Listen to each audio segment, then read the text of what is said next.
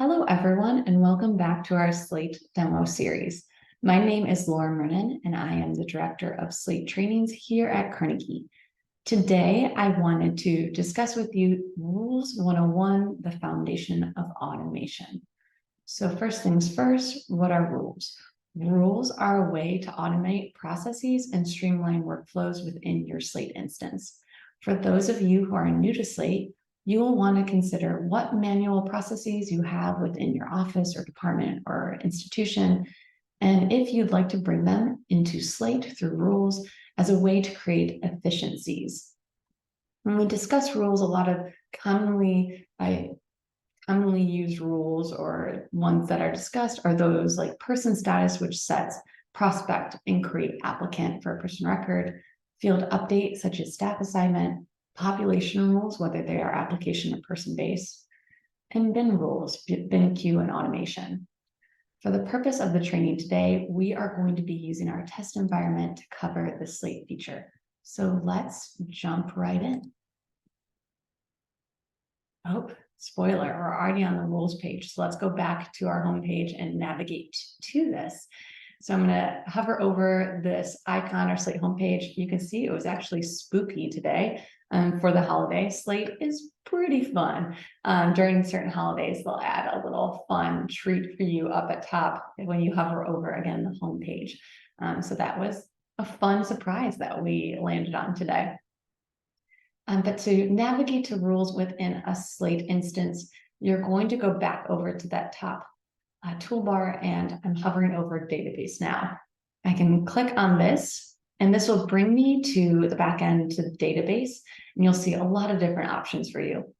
To locate rules, you can either type within the search database, or if you actually look right below at automations, you'll find rules placed in there along with other features of Slate that can cause automations like translation codes, populations, origin sources, etc.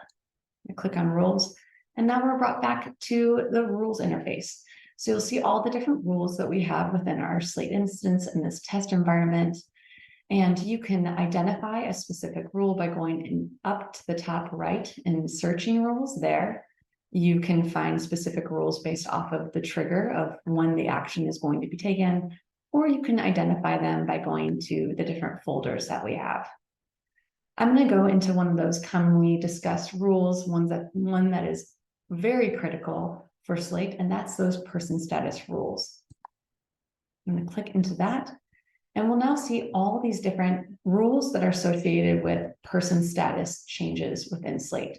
So I am sorry to my student success friends, I am going to skip this one, this keep enrolled here. That maybe will be a further discussion down the road. But let's talk through the different person status rules that we see in these columns aside from that. So it'll first tell us the name of the rule. So you'll see person status keep applicant, person status set applicant, person status keep inquiry, set prospect. You'll see that they're all housed within the person status folder, which we know that we navigated to earlier. They're a part of an exclusivity group too, which we're going to discuss in just a moment. And then there's a priority associated with that exclusivity group. Their type is person status and their base is person. I do want to talk about that just for a moment. When you first build a new rule, so we could always go in and build a new rule. I'm going to click on that right here. After you name the rule that you're creating, you do have to choose a base. And then from there, you'll choose a type. So depending on the base that you choose, different types will populate. So you can see here, I am in configurable joins person, which we always recommend building within configurable joins.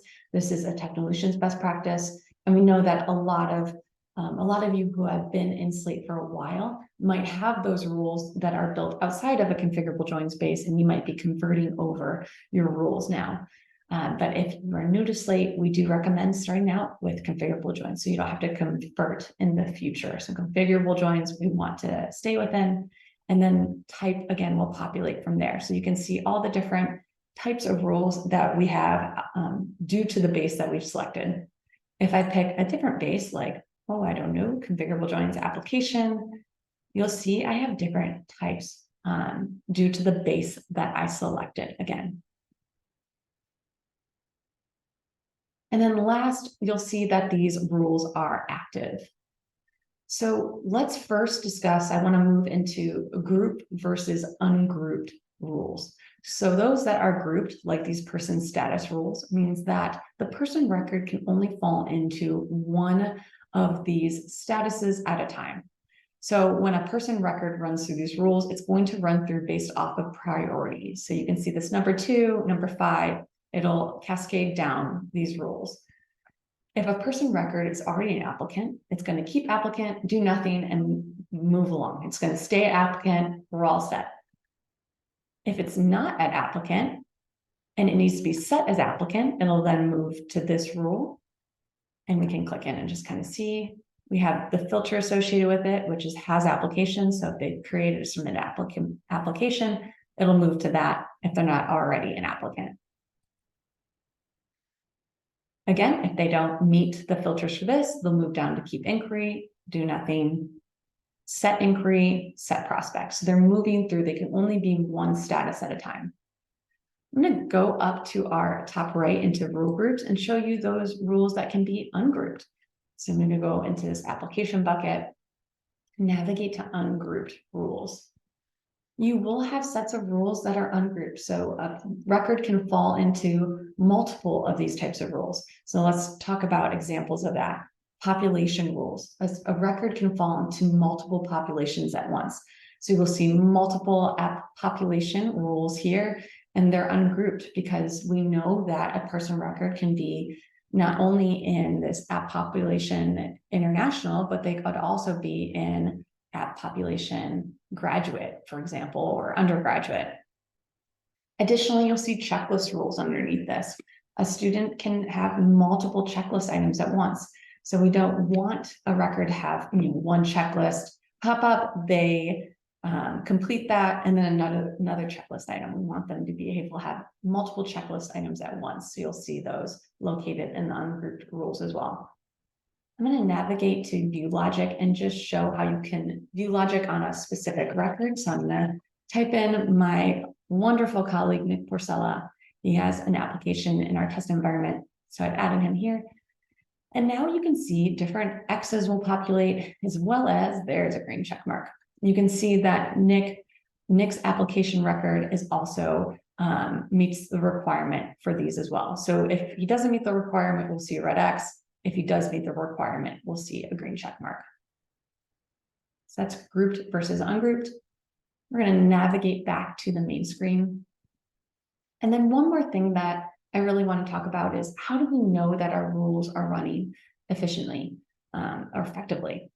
There's multiple ways to check your rules health. The one that I like the most is this check rules right here. This gives you a full outline of all your different rules and what's the count and duration of time and whether or not they're airing out. So you see this error here, which is telling us that this rule is not running. It's not running effectively. We need to change it. We need to change the filters on the rule to make sure that it's actually working. But what Slate does is it provides a color coding system to say, hey, this is a rule, maybe that needs a little bit checked into, it's getting to the point where it's running a little too slow, or it's completely airing out and you really need to go in and fix this rule. So you can see that here. I'm going to go back to our slideshow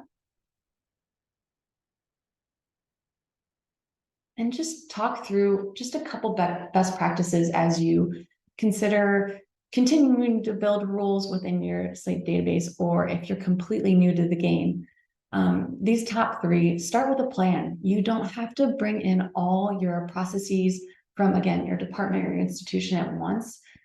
Everything within Slate, we should start with a plan, right? We don't want to just bring it in and then hope that it works. So you don't need to build all at once. Bring some really critical processes in, and then you can go and bring more in later on. Keep your OR statements minimal. The more ORs that you have in your filters and your rules, they're going to run slower. So we know that from Technolutions, this is a best practice to keep them minimal. And then finally, build rules in configurable joins or convert old rules to CJ. This is something that I know a lot of our partner institutions are doing now. And so you can build those new rules, and you can have them that they're in a different folder. You can bring them over once you're ready to activate them. And then I had an inactive old rules folder within my rules. I don't know if you saw that, but you can move then those inactive rules over later on when you're done with them. So again, build brand new in CJ, run just those new rules on test records. Once you see it's running the way you want, you can make that rule active and then inactivate the old rule. So just a couple of best practices for you. So I hope this was helpful. Just a quick rules 101. Again, so much that we could discuss for rules within Slate, but hopefully this was just a good foundation for you. And if you have any questions, don't be afraid to reach out. Please let us know. We are happy to talk through all things Slate with you. Thanks so much, and I hope you have a great day.